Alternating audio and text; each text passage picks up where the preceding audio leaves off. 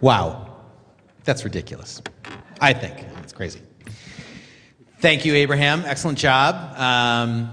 Next up, we have Skip Newberry, who I consider the power behind the throne of Portland's open source cities, sort of what we're doing. Great guy, and he's going to talk about lessons learned from a regional approach to open. So, when you're ready.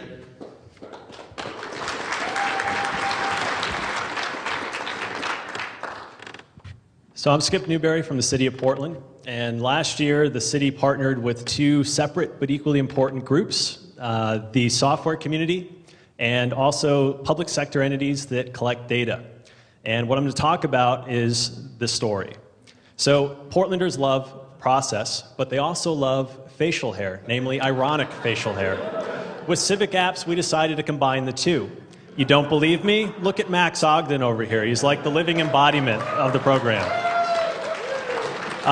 Fun fact number 2, we have a commission form of government, which means we have a mayor and 4 commissioners, each who are in charge of their own bureaus, and we have overlapping jurisdiction throughout the region with a variety of public sector players, so it's kind of messy. With Civic Apps, we decided to create a common interface that would serve as a portal to all the data sets that were separately maintained by the data owners. This allowed us to avoid a host of legal issues, and it made for a more intuitive interface. So the lesson here is support and adoption equals success. Support and adoption by the users of data and apps, support and adoption by the public sector, and support and adoption by the software community. You need to have all 3. Now, intergovernmental cooperation is not easy. You impose additional obligations and duties on a bureaucracy, they're going to push back. And in this case, we did experience some pushback, both internally and externally.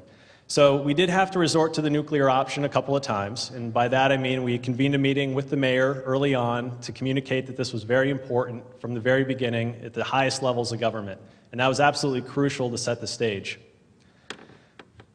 Now the real power is with the people, and by that I mean in order to avoid election cycles and the project dying at that point, you have to have wide adoption from the community broadly defined. And in this case, what we tried to do was get the word out as early as possible. One thing we did was we convened an advisory board with the community at the very beginning of the contest. And they helped define the rules of the contest. They worked with us to kind of test ideas before we released them publicly. And one caveat to that is it's the first time that the public sector has to kind of set the stage for public engagement from there on. So choose wisely on your advisory board, because you could have some serious problems if you don't choose carefully. Now roles are important, and what we did was we had to kind of be agnostic with the website. We couldn't brand it with the city of Portland if we wanted adoption from our data partners. And so with the community, we also had to be mindful of the fact that we had to cede some control over the finished product. Ultimately, our goal is, we decided supply data. And by supply, I mean generate new data sets regularly and maintain them in an ongoing basis. If you don't have that, you don't have a viable project.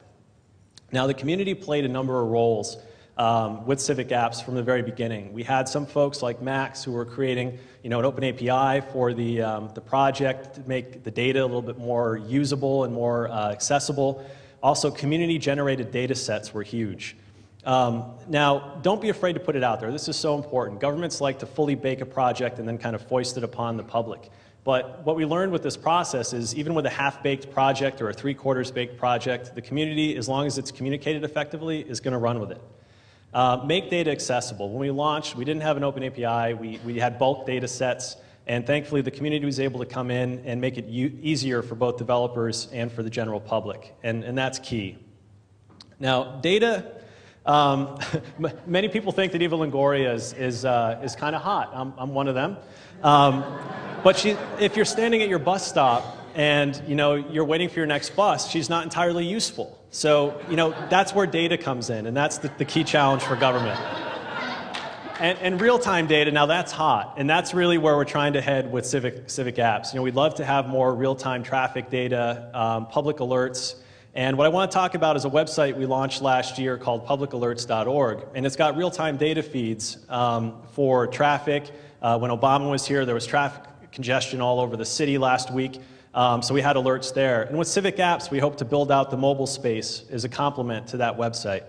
So the future, community-generated data sets, better real-time data, more data, and also within the city, we want to try and get greater involvement from city employees, bubbling up of innovative ideas that we can then release to the community. So we have an awards ceremony coming up tomorrow night. It's more of a party. If anyone attended the last one, it was a great time. It's going to be here in downtown across Pioneer Square at Web Trends. I hope to see you all there. It's going to be free admission and free beer, and that's really enough. Thanks.